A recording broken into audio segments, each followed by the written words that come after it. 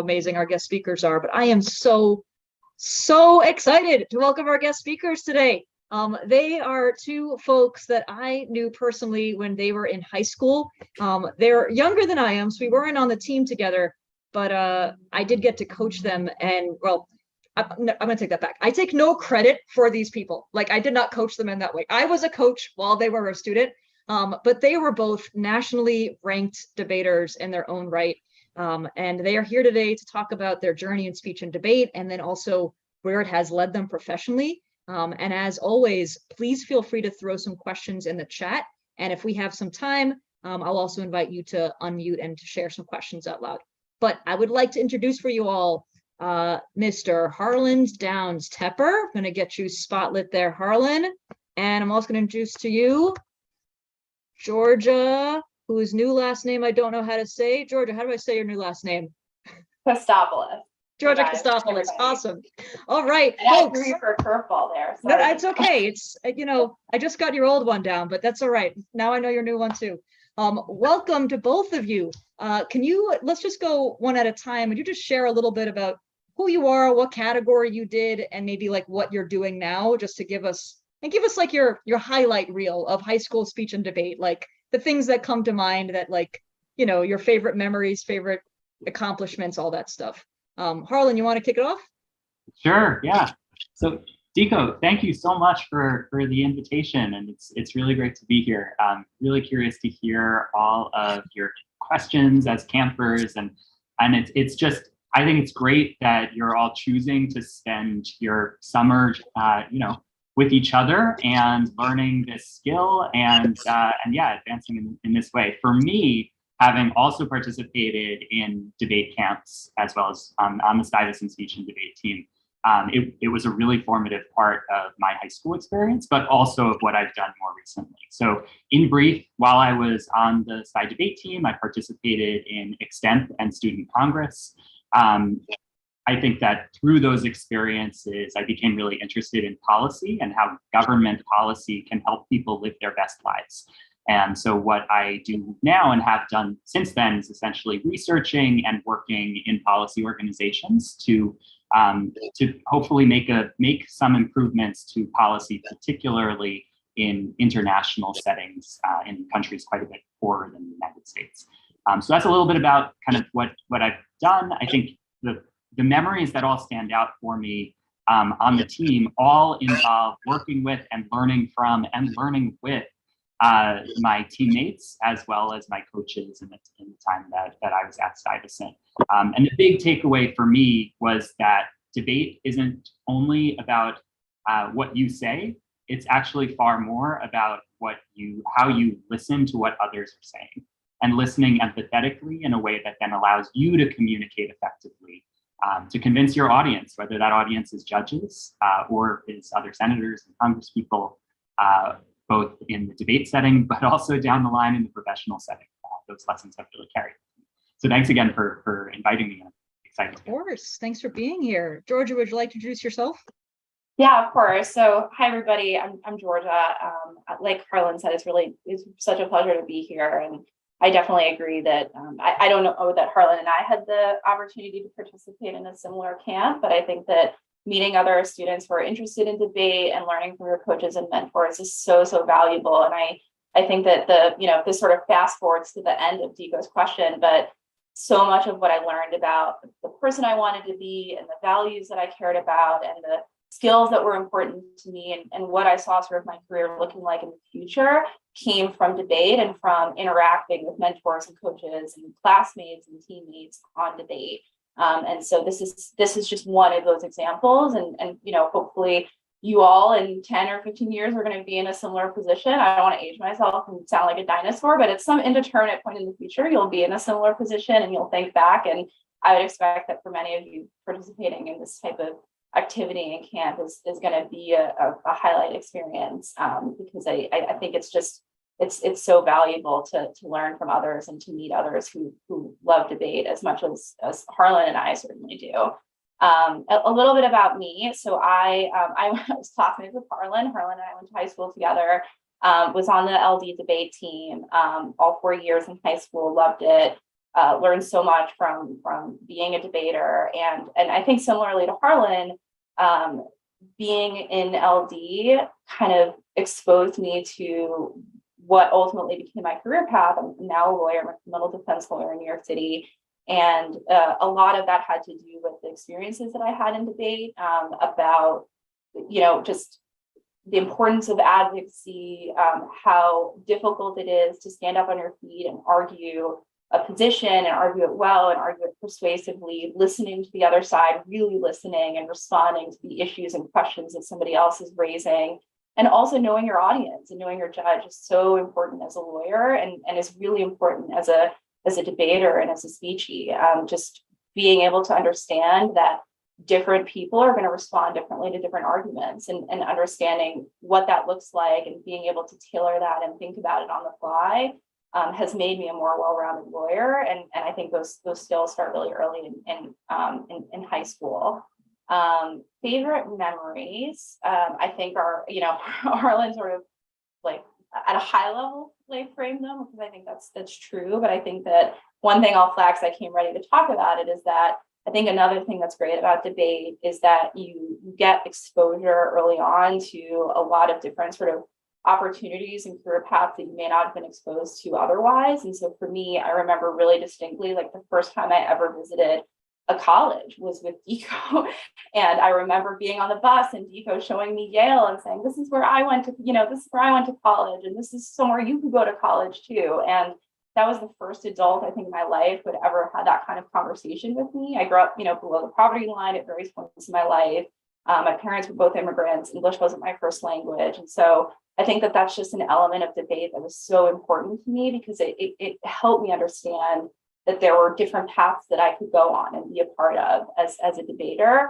And it really expanded my horizons and made a lot of things seem possible that just did not seem possible when I started high school. So that to me is such a vivid memory and something that really stands out from my time as a debater. Thanks, Georgia. It's funny because that memory is something that most students on this call probably don't understand, where they're like, you were on a bus to a debate tournament? What are you talking about? Because most of the students on this call maybe have never been to an in-person tournament, right? The landscape of speech and debate has changed during COVID, and we hope to be back in person soon. And I'm curious, both of you were talking about this idea of like talking to your audience and like really listening to what other people say and like knowing who you're talking to. It's hard to do that over Zoom, right? Like half the time you don't even have their cameras on, so you really don't even know, like, you don't even know who you're looking at, right? Bearing in mind that you are addressing many new-ish speech and debaters that might be going to their first in-person tournaments ever in the next few months, what advice do you have for them in terms of like, how do you know your audience? Like, how do you listen deeply when you're so scared because you're in a round? Like, how do you do those acts that sound so good theoretically, but in the middle of a debate round, like feel like, is that really your priority to listen? Isn't your priority to talk? Like, how do you navigate that? How do you recommend that these folks navigate that in their first ever upcoming in-person tournaments? And whoever would like to go first, go for it. Also, by the way, I'm just noting, they said they were both debaters. I hope you all notice they're flowing right now, right? Like, and really that's fantastic. I didn't tell them to do that. I didn't pay them to do that. I didn't plant that, right? But like, they are doing something that they learned in debate, which is just like taking notes and listening so that now they'll know how to respond. Like, it's like they're answering my question before they answer my question. Phenomenal. Whenever you have a chance, whenever you're ready, one of you feel free to jump in.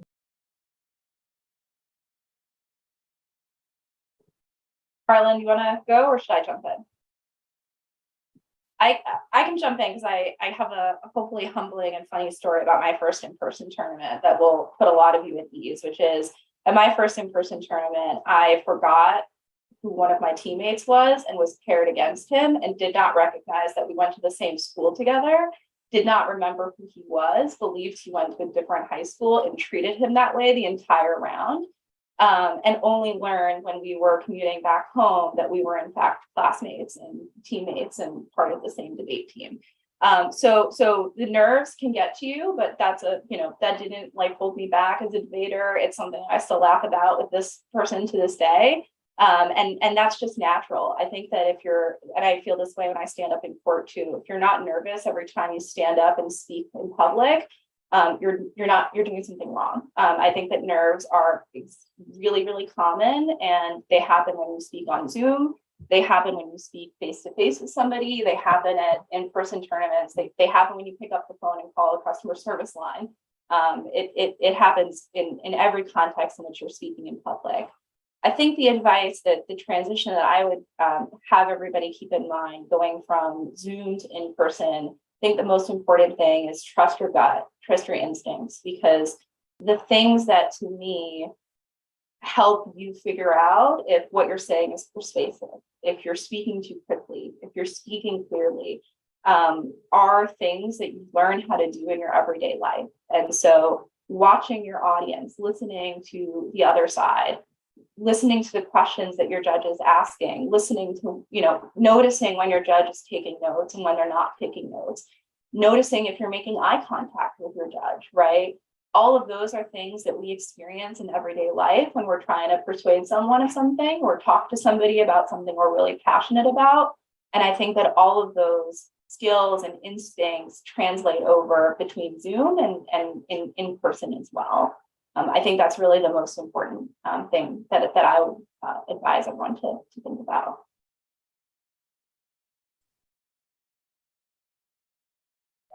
I would echo so much of what Georgia said, especially on the aspects of nervousness continuing, at least for me, to this day, certainly. That breaking out of the comfort zone, it's like, it doesn't just happen once, it's like an everyday thing. And that the flip side of that is, I think, not to fault yourself for the moments that don't go perfect. Of course, it's easy to say that those are learning moments, and it's true. But I think that even that the step before learning from them is taking a step back and recognizing that not every moment is going to go perfectly. So yeah, if you don't nail it, it's fine. There's going to be plenty of other opportunities, and it's going to become more natural, I think, over time. The other thing that I would say is to try to keep it simple as much as you can. So for me, what I tried to do was keep in mind the three basic points that I would want to be sure to make on this speech. And then ideally under each of those points, I'd have source or two, et cetera, as your coaches are talking about. But the basic was just to have those three fundamental points so that if I got caught in something that I was saying, I could sort of retreat to my place of strength. So tactically, those are some of the things that I would suggest. I also found it really empowering to talk to other students, of course, from my own team, but also other first-year students from other teams. And especially in retrospect, where one of those first-year students ended up being my roommate in college. And another is a colleague of mine here at work. So especially in retrospect, it's very clear that those relationships that I formed early on really stuck with me to this day. But even at the time, understanding and recognizing that we were all facing similar challenges and that we could learn with each other and from each other. That was really important. So it's interesting, both of your stories are touching on this, how are we responding to other people, right? And other, I'm not going to say teammates, but other opponents, right? People from other schools, or people you think are from another school, but are actually from your school, Georgia, but same difference. And one of the things that we try to foster here at the BDL is this sense of community that, just because you go to different schools doesn't mean that you can't cheer people on and shout them out and learn with them and be in community. And that's, that's not always a common thing on the speech and debate circuit, right? So I'm curious about as these folks as they're looking forward to hopefully going to classrooms and tournaments and schools in person in the fall, but also even right now here at BDL camp where, we're all together from a whole bunch of different schools, how do you navigate and balance building relationships and friendships with people in speech and debate and also being competitive, right? I mean, Georgia, you're an LDer. Your job is to like shred them. And you did. I watched you do it, right? Like Harlan, Congress is a little different. Like you were voted presiding officer at nationals, I think. And it's because like Congress, you have to be like political like that. But I don't know, like I think Congress and LD, they're both events where that's got to be a tricky thing to balance. And just in general, all of our events are competitive, right? So how do you balance building community with being in competition with people?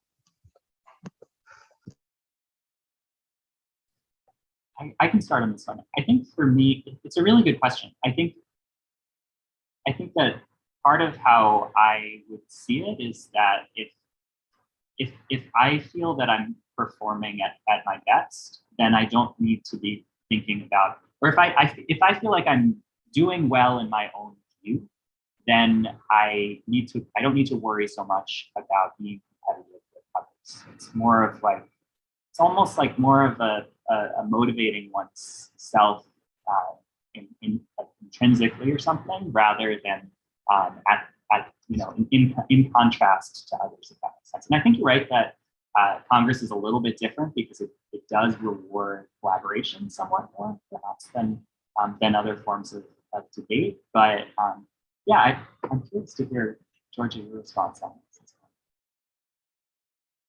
Yeah, I think it's a really great question. I think in some ways I'm really glad you asked it, Dico, because I feel like it's something that I grapple with as a lawyer too, and especially in criminal law, because there's so much of the law, at least on the outside looking in, is meant to be or can be or seems like it should be adversarial, right? And I think LD has a lot of those characteristics, right? You're standing up, somebody else is standing up, and you're arguing two sides, and you're arguing them passionately. And then you have cross, where you're trying to sort of take down the other person's position and do it effectively and persuasively, while also making them look a little silly in the process. Hopefully, if that's one of the goals that you have for cross, right? You want to make their position seem flimsy, you want to undermine it. And so there's a lot of analogs to the law, and it's something that I think about and I struggle with a lot as a lawyer. I think the bottom line ultimately, though, is that something to start thinking about now. It's true in debate, and it's true well beyond debate in college, in graduate school, if you decide to go to graduate school, and in whatever profession you choose to be in. Everyone is a repeat player. And I think that is so true in debate, and it's so true as a lawyer, which is you never know that the person that you meet in one round could be a person you meet at a college social event 4 years later, could be a person that you sit down and interview with for your first job coming out of college, could be someone you meet again when you walk into court for your first criminal trial. I have had each of those things happen to me. I have walked into a trial and looked at the other side and seen a very good friend of mine on the opposing counsel, right? And it's just something that is so characteristic of the law. And I think it's really characteristic of debate too. And so very early on, I think as a debater, I really valued the friendships that I formed with folks from other schools. And I think that they kind of made the competition more fun, because there was something really funny about, meeting with folks from other schools and talking with them and trading tips and gossiping and joking about how things were going, and then getting the draw for the next round and being like, I'm going to see you very soon. And then we'd walk into the round and we'd debate each other. And then we'd walk out and be like, all right, it's lunchtime. Like, let's go get some snacks, right? That interaction is so much more fun, I think, than the alternative, right? Which is not community-based and not based on respecting your colleagues and seeing them as friends and potentially, future colleagues and classmates and mentors. And I think the bottom line of it for me is that I feel like I learned something I learn it now from every lawyer I work with, whether or not we're on the same side of the V. And I feel like I learned it from every person that I debated against. There was always sort of something different that they were doing where I think like, that's really cool. I should do that. Or I haven't thought to do that, and I wonder why they do that. I'm going to ask them about it after the round. Or I really like their suit, and I want to ask where they got that suit. That's a great suit, and I would like to buy a similar suit for my next round. Any one of those things, I think, can be like the starting point for a friendship that will last you well beyond the debate round or the competition that you're at. I love that. And I hope that y'all are listening, students. They said you should make friends with each other, right? And across other schools too, right? So, now it's funny because when I was in high school, like we had no choice but to talk to each other during tournaments because like we didn't all have like Candy Crush on our cell phones, right? We didn't have cell phones, right? And these days when I go to tournaments, all the kids in between rounds just like, and I'm like, guys, you're missing the best part of the tournament. It's like being able to hang out with each other. So you heard it from them, folks. Okay, don't forget it. Like, put your phone away at tournaments, make some friends, hang out. It's good. Okay, so listen, we have a lot of brand new middle schoolers and even some younger high schoolers on this call, Georgia and Harlan, who are just beginning their speech and debate journeys. And hopefully that'll take them to some in-person tournaments in the fall, but whether it's online or in person, this is the beginning for them, right? What do you wish you had known when you were first getting started? What advice would you give your younger self? And also students, I'll just remind you, if you have questions of your own that we haven't gotten to yet, feel free to throw those in the chat and we'll try to get to them in the last few minutes. I realize it's my turn to go first, Harlan, but this is a tough question. So do you have something like top of mind or should I freestyle? You're willing to freestyle, I'll take that. It's such a great question, and it's a tough question. I think maybe the thing that stands out to me is, and this goes a little bit to the background that I shared before, which is no matter where you are in your sort of debate journey, no matter where you are in your personal life, no matter what's going on sort of inside school, outside of school, at home, not at home, I think the thing that I wish I had been told, and I think I was eventually told this, but it took me time to really believe it, is that like you belong in the debate community, no matter, whether anyone in your family speaks English, went to high school, went to college, no matter where you live in New York City or outside of it. I know not everyone here's from New York. I went to school in New York City, so that's what I'm thinking of. But no matter where you live, no matter where you go to school, the debate community and the speech community is this really vibrant, diverse community that you really will get out of anything you put into it, and frankly, so much more. And so I think that for me, starting out in the debate as a debater, I often felt out of place. I had one suit when I went to my first tournament. It was like my church suit. It was like a pastel green suit. And I felt so silly when I walked to my first tournament because everyone else was in, not like navy, blacks, like knew how to dress, knew how to present at their first tournament. And I showed up in this like pastel green church suit because that's what I own and that's what I thought suits were. And I won that tournament. And I don't say that to brush my shoulder off or anything like that. It's sort of to demonstrate that I felt completely out of place at that tournament and really questioned at the beginning of the tournament everything about debate. I turned to my mom, I remember, and I was like, I don't want to do this anymore. That was scary. I was so nervous. I didn't recognize my classmate. I looked totally different than everybody here. My mom looked completely different from everybody there. Everybody has parents who were there. She was a nurse. She showed up in her scrubs at the end to see the tournament. And I learned over time that there was a place for a person like me and a family like mine in debate. And I feel like the community sort of welcomed us and welcomed a lot of my classmates and teammates with open arms. So that to me is the thing that I wish I had learned, sort of on the first day, because I think that it's such an amazing community and it will give so much to you, and you can learn so much from it. But that to me is the first lesson. I think that the key thing to keep in mind whenever you feel like you're the person in the bright green suit and you feel like you're out of place, to remember that.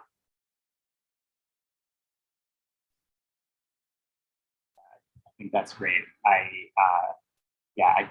For me, it took a while, really long time to feel like I was making progress in the event.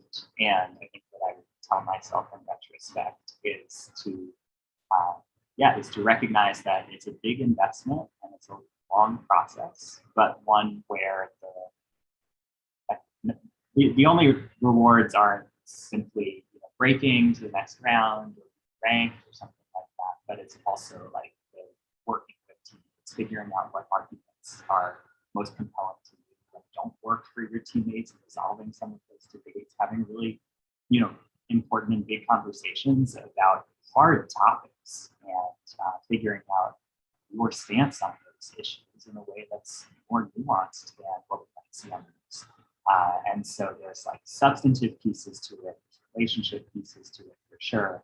And then I think two additional small notes. One is figuring out where, if I were to advise myself in the past, it would be figuring out what gives me confidence in moments when I'm most nervous, and kind of recognizing where I can withdraw to, where I can rely on. And for me, and this is the last thing, is that a lot of that is figuring out a formula or a structure that works for me to be able to process information and then like repeat or convey it back. So for me, having a structure that I could go back to was really, really important, and was the difference for me between the first 10 months that I was on the speech team and then going to a camp like this one and learning structures to be able to then fit information into it. So the tactical side, definitely structure for me, but the bigger and more important point, I think, is figuring out what gives you confidence and recognizing that it's going to take, or at least for me, it took a long time to translate those investments into anything that would look like success within like the frame of a competitive framework. There's a lot more to it. So folks, I just want you to understand, because this might not be obvious to you. Georgia and Harlan are two of the most accomplished and talented debaters I have ever met in my life.